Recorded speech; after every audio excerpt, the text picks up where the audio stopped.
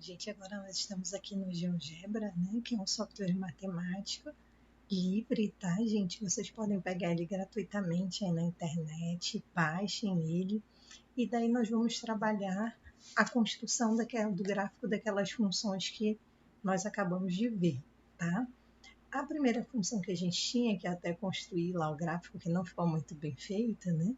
Nós vimos que era uma reta, certo? Que passava, que era bissetriz, né, gente, do primeiro e terceiro quadrante, que era a função f de x igual a x. Então, vocês estão visualizando aqui como é o ambiente, né? Nós temos aqui a janela de álgebra, a janela de visualização, que é essa que vai interessar para a gente agora, junto com a caixa de entrada, né, onde vocês vão colocar a função. Então, eu posso chegar aqui e colocar f de x, usando a notação que vocês já conhecem, igual a x.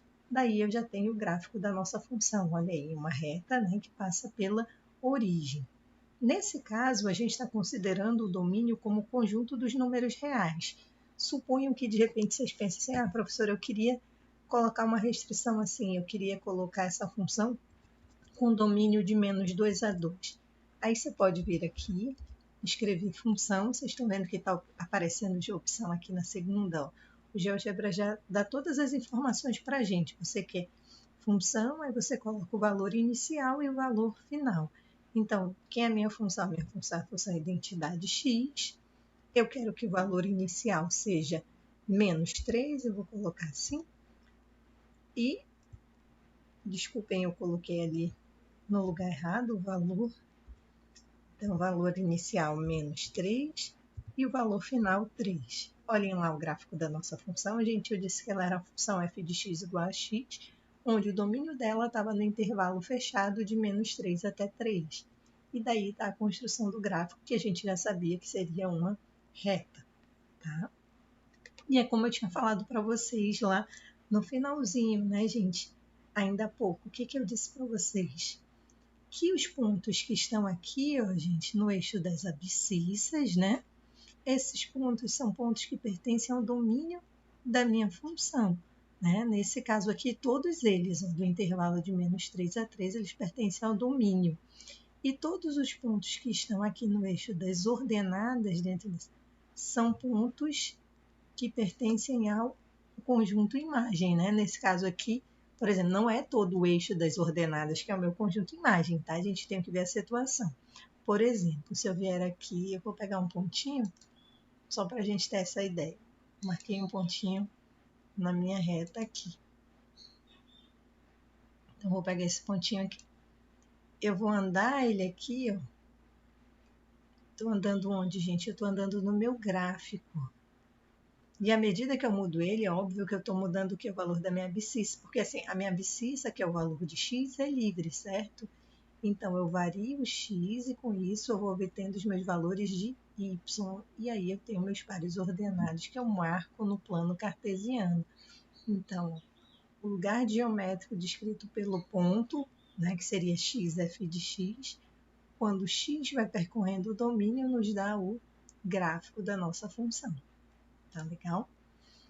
Então, vamos mudar. E olhem aqui na janela de álgebra que está aparecendo a função, né? F de x igual a x, com esse intervalo. Se eu quiser apagar, ó, apaguei o ponto e a função, né? O gráfico da função. Vamos fazer um novo. Nosso segundo exemplo foi f de x igual a x ao quadrado, né? Então, venho aqui, f de x igual a x. Para quem não sabe, né? A gente coloca o circunflexo para colocar o ao quadrado sobrescrito. E aí eu tenho o gráfico da minha parábola. Aí, como eu tinha apagado ela aqui, não apareceu o gráfico. A gente vai colocar o gráfico. Olhem o gráfico da nossa parábola, tá?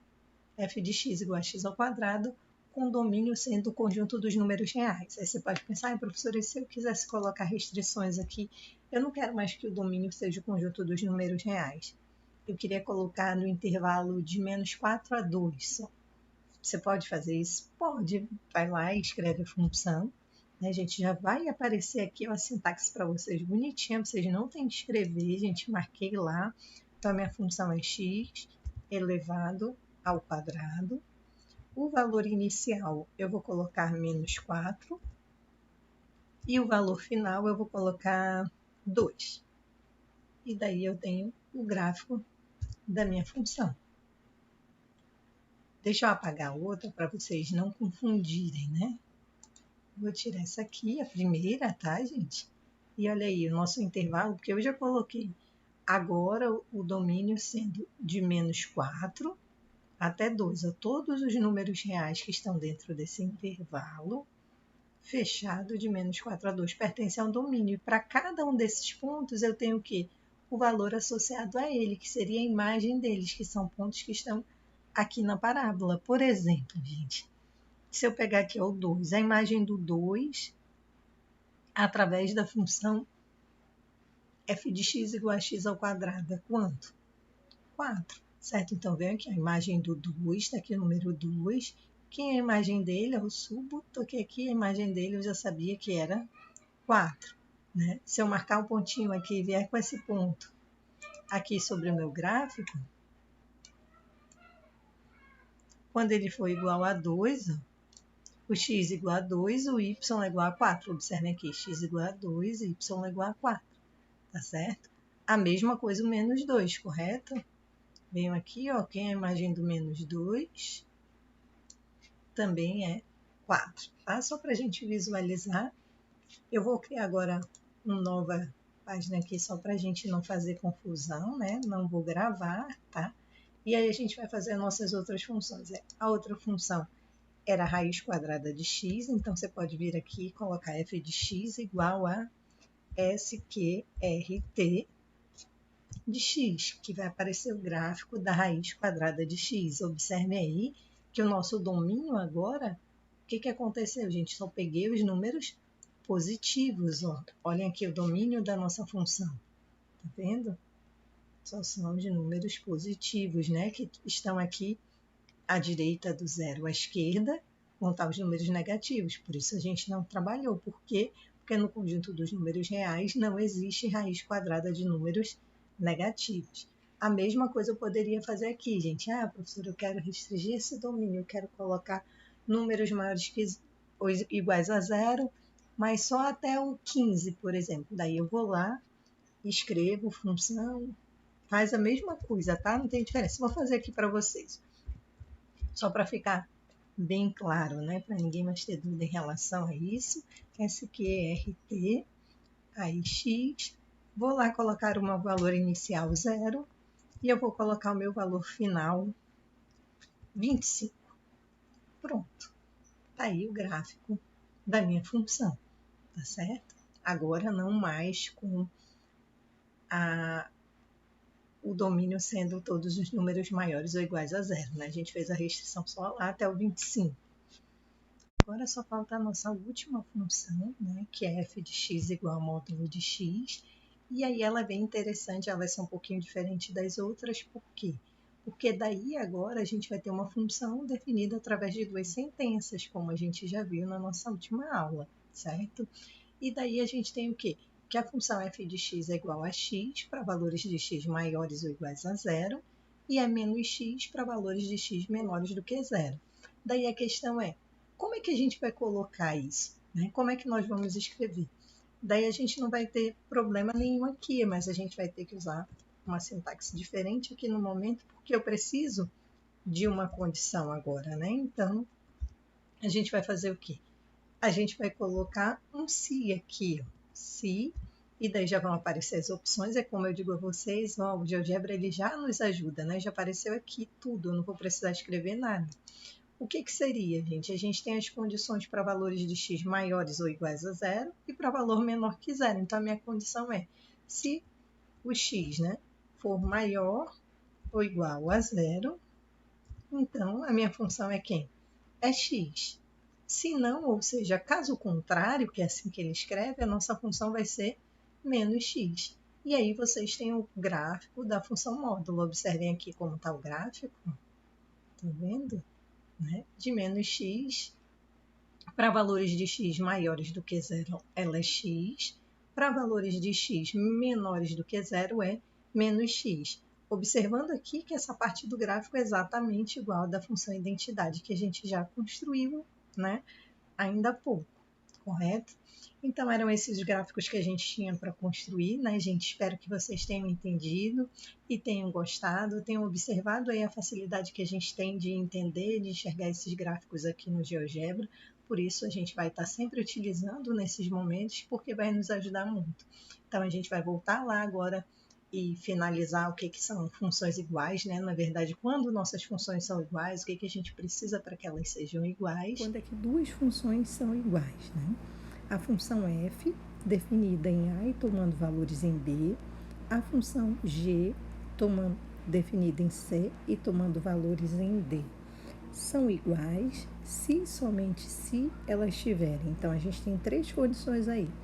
O mesmo domínio, o mesmo contradomínio e f de x for igual a g de x para todos x pertencente ao domínio da função. Então, o que a gente observa aí? Que se as funções são iguais, elas, se a gente estiver pensando na função, né, gente, como aquele nosso conjunto de pares ordenados, esses conjuntos têm que ser iguais, tá? E para isso acontecer, a gente precisa também que o domínio e o contradomínio dessas funções sejam iguais. Vamos ver aqui alguns exemplos, né? Nós temos 2 exemplos. Então, aqui nosso primeiro exemplo, né, uma função, são funções reais, tanto a f como a g. Quando eu digo que são funções reais, eu estou querendo dizer o quê? Que são funções definidas em R, tomando valores em R. Então, tanto a função R, f, como a função g, são funções definidas em R e tomando valores em R, né? Funções reais, isso que a gente tem aí. A função f é definida por f de x igual a raiz quadrada de x elevado ao quadrado, faltou aqui, e g de x é igual a x. Isso daí é para ficar melhor, né, gente? Porque se fosse raiz quadrada de x, aí já seria fácil da gente identificar que não eram iguais. Então, a gente vai voltar lá na nossa telinha anterior e lembrar o quê? Que para elas serem iguais, a gente precisa ter o mesmo domínio, o mesmo contradomínio, e que f de x seja igual a g de x para todo x pertencente ao domínio da função.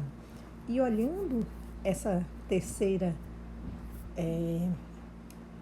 condição que a gente tem aí, o que acontece? A gente já observa que para valores de x menores do que zero, o que vai acontecer? A raiz quadrada de x elevado ao quadrado vai ser diferente de x, porque esse daqui seria a imagem da f de um pontinho x, esse seria a imagem da g de um pontinho x, correto? Só que se esse x for positivo, legal, dá sempre igual, né? Esse daqui vai ser igual. Só que o x pode estar assumindo valor negativo. E se o x for negativo? Aí eles já vão ser diferentes, tá? Portanto, f de x e g de x são diferentes, né? Pergunta, essas funções são iguais? Não, elas não são iguais, tá? Apesar de elas atenderem as 2 primeiras condições, elas não satisfazem a nossa última condição. Vamos ver o próximo exemplo. Aí nós temos uma função f. Se não é dito nada em relação ao nosso domínio, né? Eu vou pensar o que é uma função f definida em R, tomando valores em R, né? E a função g é a função x ao quadrado menos 1 sobre x menos 1 com x diferente de 1. Então, já estou observando aí que o domínio dessas funções não é o mesmo, porque enquanto aqui a gente pode ter a função f definida em R e tomando valores em R, já que não há nenhum número existe algum número real que eu não possa somar com 1, que me dê algum problema? Não tem, então eu posso considerar que o domínio são todos os números reais. Em contrapartida, eu não posso dizer que a função g, o domínio são todos os reais, porque se eu fizer isso, eu estou considerando que o número 1 pertence ao domínio. Se o número 1 pertence ao domínio, significa que eu consigo calcular g de 1. E isso não é verdade. G de 1 não existe, né? A função não está definida no ponto 1. Ou seja, o domínio teria que ser quem? Seriam os reais menos o número 1, correto? Então, já deu problema lá na nossa primeira condição. Ó. Voltando lá, o que nós temos? nós temos que ter os domínios iguais para que as funções sejam iguais. E o que acontece aqui, gente? F e G não possuem o mesmo domínio. Portanto, essas funções não são iguais, né? Então, a resposta a essa questão também é que elas não são iguais. E eu acho que ficou claro, né, gente, como a gente pode identificar se duas funções são ou não iguais. Daí, então, a gente já se encontra na nossa próxima aula.